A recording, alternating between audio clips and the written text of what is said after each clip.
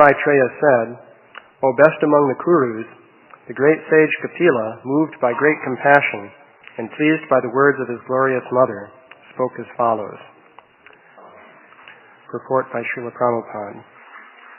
Lord Kapila was very satisfied by the request of his glorious mother because she was thinking not only in terms of her personal salvation, but in terms of all the fallen souls. The Lord is always compassionate toward the fallen souls of this material world, and therefore he comes himself or sends his confidential servants to deliver them. Since he is perpetually compassionate towards them, if some of his devotees also become compassionate towards them, he is very pleased with the devotees. In Bhagavad Gita, it is clearly stated that persons who are trying to elevate the condition of the fallen souls by preaching the conclusion of Bhagavad Gita, namely full surrender under the personality of Godhead, are very dear to him. Thus, when the Lord saw that his beloved mother was very compassionate towards the fallen souls, he was pleased, and he also became compassionate towards her. So, Oman Jnana Timirandasya Jananjana Shalakaya Chakshurunmilitam Yena Tasai Shri Gurave Namaha Shri Chaitanya Manobhistam Stapitam Yena Bhutale Svayam Rupa Kadamayam Dadati Svapatantikam. So the translation again. Sri Maitreya said, "O best among the Kurus, the great sage Kapila, moved by great compassion and pleased by the words of his glorious mother, spoke as follows."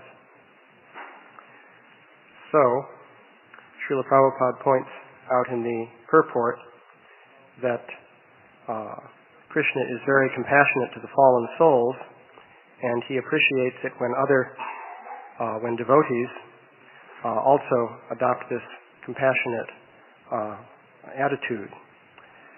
So, for that reason, we engage in preaching efforts to save the fallen souls. So, one aspect of this is the work involving the Bhaktivedanta Institute and the relation between science and Krishna consciousness. So, as usual, thought I'd say a little bit about that. We've been working on some exhibits for the Mayapur project. One plan, of course, the main temple in Mayapur is projected for still about 15 years into the future. So that's a very long-term plan. However, there's a more immediate prototype exhibition which is being planned for an area called Prabhupada Avenue, which extends from the Prabhupada Samadhi in the direction where the main temple is going to be. So along that Prabhupada Avenue, it is planned that there will be different exhibitions. And tentatively, the plan is that some of these are going to open by the year 2001. Of course, that means 2001 plus some increment.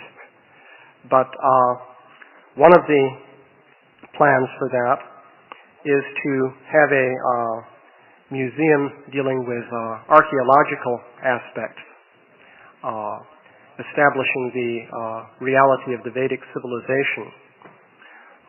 So I thought I'd mention a few things briefly about that. So the basic idea behind that exhibition is, of course, to show the reality of the Vedic civilization. That is the setting in which the pastimes of Krishna take place. And, of course, in the world of modern scholarship, there's some doubt as to whether such a civilization ever really existed. The scholars, of course, as much as possible, try to do as recently as possible, and to deny the historicity of various stories found in the Vedic literature. Nonetheless, there are interesting points that can be made indicating the scope of the Vedic civilization based on archaeology. So this exhibition is going to start by, first of all, emphasizing that the concept of the Stone Age and the development of civilization, starting from the Stone Age and progressing towards what we regard as modern, advanced, civilized society, is also there in the Vedic literature. But in the Vedic literature, a different perspective is given on this topic. Of course, we've all heard of the idea that in the Satya Yuga, people lived without any material development, economic development, and they were primarily dedicated to meditation. Practically everyone on the planet was an advanced yogi in the Satya Yuga. It turns out that there is more detailed information in some of the Puranas, such as the Markandeya Purana and the Vayu Purana, indicating the nature of the Satya Yuga and explaining the transition to what we tend to regard as civilization. It's described that, first of all, the race of human beings in the Satya Yuga was created by Brahma, not surprisingly. So you have a picture of creation rather than evolution. But people indeed lived without any material development. So it would appear that they were like primitive people. However, they also did not need economic development because nature provided all foodstuffs for them. And so they simply engaged in meditation, and they lived for very long periods of time. And it's described that towards the end of Satya Yuga, this entire race, in the natural course of events, died out. So that was Satya Yuga. In Treta Yuga, there was another creation by Brahma. So it's interesting that you have distinct races. So you could say we're not actually descended lineally from the Satya Yuga people, which I thought was an interesting point. In Treta Yuga, things started out pretty much the way they were in Satya Yuga. It describes that people were subsisting on fruits provided by trees. So it sounds like a familiar story. But after some time, they became more passionate. And a number of things began to take place. First of all, they began having more children. Previously, it was described that people would have an average of 2 children, which meant the population wouldn't increase. It remained stable. But now people began having more children, and they became covetous. It said they began putting fences around the trees in order to create the idea of private property. And inevitably, they began fighting. So things proceeded for a while. What happened was that nature began to withdraw her bounty at this point. The climate deteriorated, and the trees began to die off. And now things became more difficult for the people, and so they began to create fortifications in order to defend their property, because now they divided the world up into different parcels of private property. So things became worse and worse. People developed dwellings of different kinds. This was necessary because the climate was deteriorating. So they began to live in villages with walls around them. And they began developing various methods of fighting and so on. So finally it came to a point where there was widespread starvation, and the trees were thoroughly dying out along with other forms of vegetation that the people had been subsisting on. And so Brahma created food grains and introduced principles of agriculture. So now people began living by agriculture. They took up plowing and various planting of seeds and so on and so forth. And so you had the beginning of towns and cities with the population being supported by agricultural development. And all of this took place within the Treta Yuga. So I thought it was an interesting story, because in one sense It's very close to the story which the anthropologists tell about the origin of agriculture and civilization, but the perspective is different. Namely that this was actually due to a fall down in the consciousness of the people, in which they created this idea of private property and then began fighting over it. And then suddenly things became much scarcer than they had been before. It's also interesting that there's an analogy there to the story of Adam and Eve in the Bible. Of course, there the story deals with just two people, whereas here we're talking about populations of people. But it's still a similar story, because initially you have Adam and Eve living in the Garden of Eden, and everything is in a state of paradise. But then when they make their big mistake and eat the fruit of the wrong tree, they're turned out into the cruel world, and they have to live by the sweat of their brow through agriculture, interestingly enough. So in this exhibition we'll have a series of dioramas illustrating these developments and showing the parallel between the Vedic conception and the ideas of the anthropologists, showing that there is compatibility there, but also giving the different perspective from the Vedic point of view.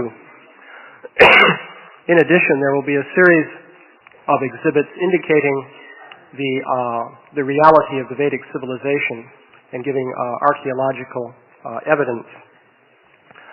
One interesting item is something called the Vedic head. This is a metal sculpture that was discovered apparently in New Delhi back in, I think, the 1950s. It's made of bronze, and it looks, for all the world, like a sculpture of Bhima. It's a very massive, kshatriya-like head. Very realistic sculpture, also. The interesting thing about it is that this sculpture has been carbon dated to 3700 BC. And that's a little bit unusual. According to the prevailing views of modern scholarship, in India, the oldest civilization is the so-called Indus Valley civilization, characterized by sites such as Harappa and Mohenjo-Daro and so forth. And customarily they have dated that back to about 2300 BC, although I've noted some dates have been pushed back a little bit recently to around 3000 BC. Of course, as a matter of perspective, the traditional date that we follow for the time of the Mahabharata and Krishna's pastimes and the Battle of Kurukshetra is 3100 BC. That's the traditional period. That's why Srila Prabhupada always said 5,000 years ago Krishna's pastimes took place. But this civilization in the Indus Valley seems to date back pretty much to that time, but in the area of the Ganges, they don't date civilization back that far. So it's interesting to see this sculpture turning up. The people who have it spent, I guess, $2 million having it tested in various ways. And the results were quite interesting. Several different tests were made to determine the age of the object, and they all basically agree. And they put it back in the period of about 3,000 to 4,000 years BC. It's practically as realistic as the more advanced sculptures of the classical Greek period, interestingly enough. And apparently somebody did an analysis. The hairstyle is characteristic of the school of the Vedic sage Vashishta, curiously enough. So those are some of the details. So that's one thing that we would want to show in this exhibition. Of course, we couldn't show the original. That is in the possession of a private foundation somewhere. But the idea would be that if we could get permission to get photographs from all different angles, a sculpture such as Lochan or somebody like that could reproduce the the sculpture so that it looked exactly like the original. So that's one example. There are quite a few different sections of the exhibition. There's going to be an exhibition discussing the Yuga cycle.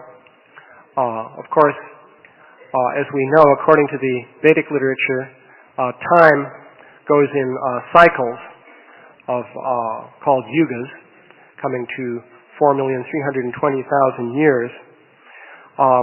It's interesting that it turns out there is archaeological evidence supporting this cycle. I was rather surprised to find that.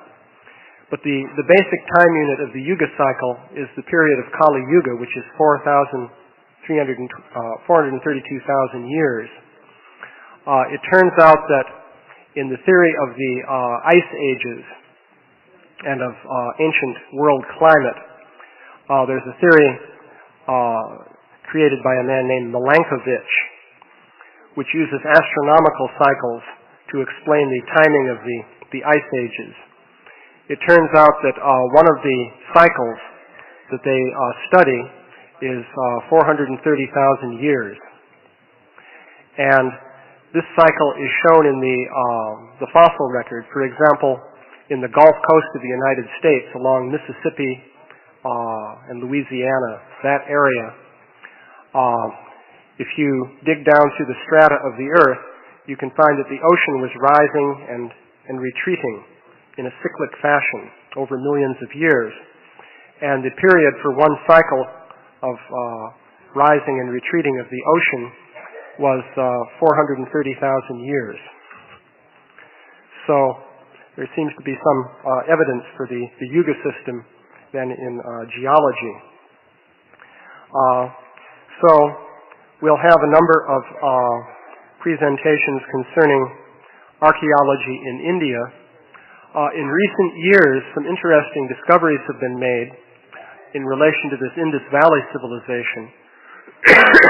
It turns out that, of course, the Indus Valley is in what is now Pakistan, and that there are a number of sites along that river, which is called the Indus, or Sindhu.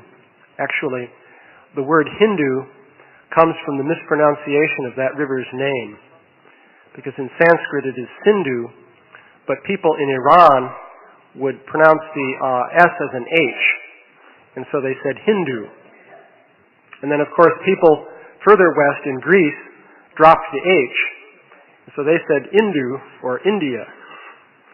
So that's how the history of the word works out. Anyway, it turns out that next to the Pakistan, between Pakistan and India proper, there's what is called the Rajasthani Desert. And it's a very unpopulated area at the present time. However, evidence has been gathered indicating that the ancient Saraswati River used to flow through the Rajasthan desert. So it used to be there were three very large river complexes in India, namely the Indus, the Saraswati, and the Ganges, whereas now there are only two. And a large number of archaeological sites have been found along the bed of the old Saraswati River in the Rajasthan desert. Apparently there are about 1,200 sites of ancient cities along that area. So it looks like this is a very rich area for investigating the ancient Vedic civilization. The Vedas per se, such as Rig Veda and so on, make repeated references to this Saraswati River. So it would appear that a lot of the people in the Vedic civilization were living in that region. Another topic, of course, is Dwarka. The archaeologist S.R. Rao discovered ruins in the ocean off the coast of Dwarka in India. So this is an interesting piece of evidence.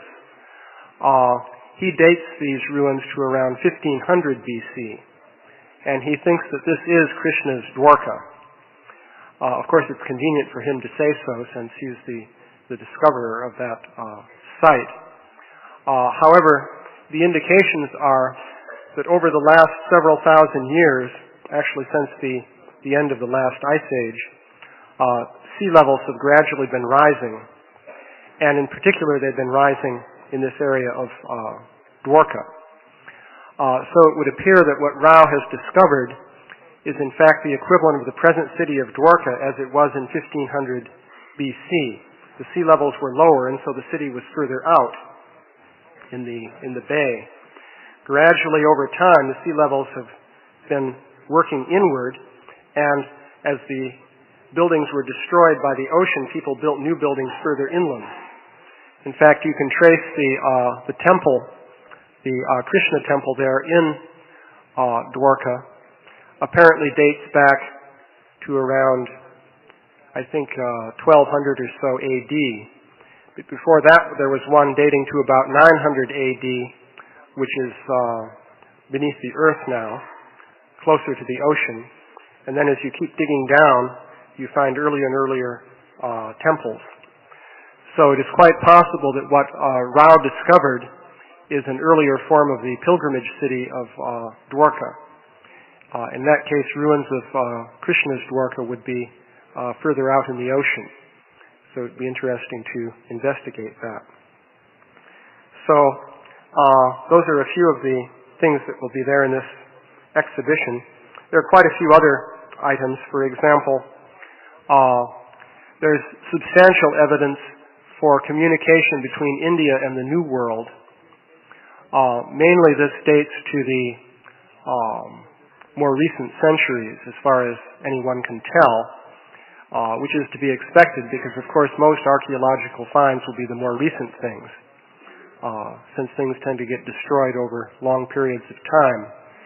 But there's extensive evidence indicating connections, for example, between Mexico and India.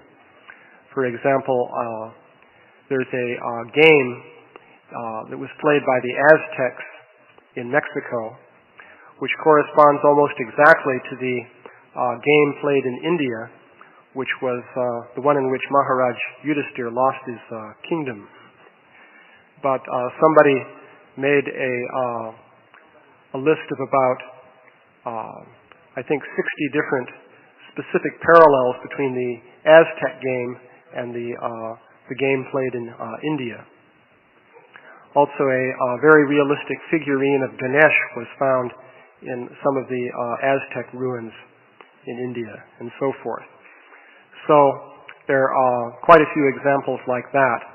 You can also find very strong parallels between some of the Central American temple architecture and temple architecture in Cambodia, which is Indian, of course, because there was colonization from India into the region of what is called Indochina, which of course is why it's called Indochina. It's a region that was sort of under the influence of India and China for many, many centuries.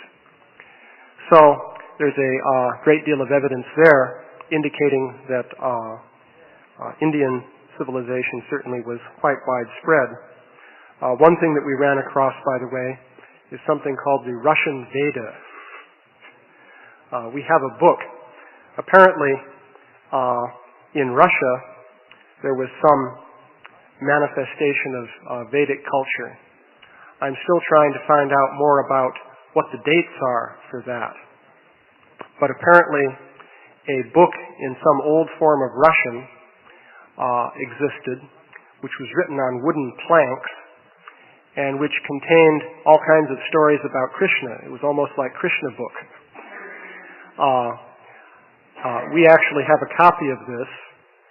We tried to have a local Russian devotee translate this, but he said it was in a very difficult form of Russian. Apparently it would be like asking somebody to translate Chaucer's Canterbury Tales or something like that, which are in an archaic form of English. So we need to get more information about that. Also, there's actually, as far as Russia and the whole area of Siberia is concerned, there are many rumors circulating about different temples that have been found. For example, a temple of Kurma was found somewhere out near, was that Vladivostok? I think that was the area. Out practically on the Japanese side of Siberia. And so we still need to get more information on some of these things. Also, interestingly enough, there's something called the Gunstrup cauldron, which was a large silver pot about this big, which was found in a peat bog in Denmark, and which was for many years associated with the ancient Celtic culture in Europe. But it's covered with bas-relief sculptures which turn out to have Vedic motifs. For example, there's a figure of a very powerful man carrying a club and a wheel in his hand. And people at a certain point realized, well, this looks very much like Vishnu. Then they began discovering there were lots of other very specific parallels to the between Vedic themes and the motifs on this Gunstrup cauldron. Well, I'll stop there. Are there any questions or comments? Yeah? Oh, well, there are two. Where's the Shastra talking about the Satya Yuga and so forth? In the Markandeya Purana and the Vayu Purana, there's a lot of material. Yeah?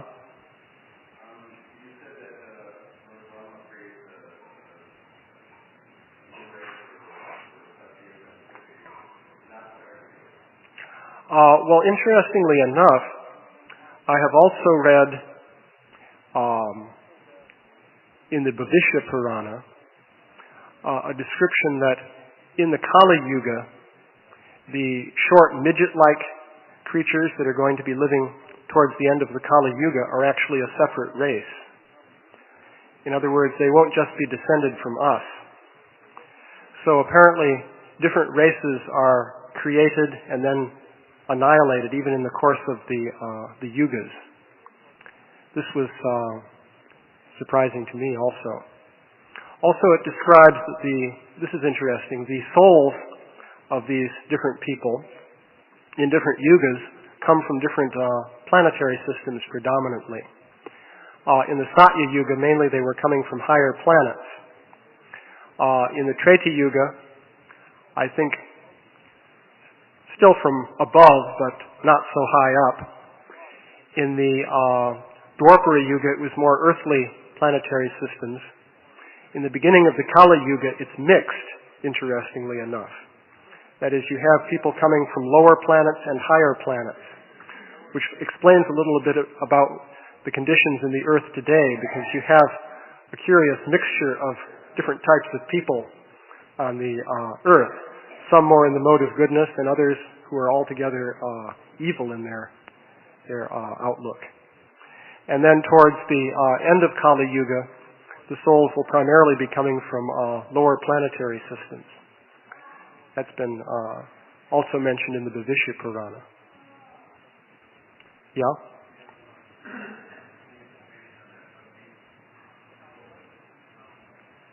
That's another one of them, yeah. I've hoped to get more information on that, but I don't at the moment. But, yeah, somewhere in southern Russia, just north of Iran, I understand, there's an Agni temple. So there are a lot of things that need to be dug up. Yeah?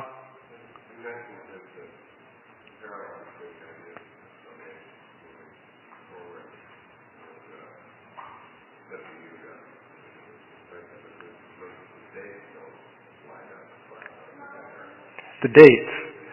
Well, if you want to say 4,320,000 years, then you need to refer to another part of our exhibition dealing with forbidden archaeology. We have a section on that also. Yes, the anthropologists tend to favor fairly recent dates for everything, especially the origin of civilization.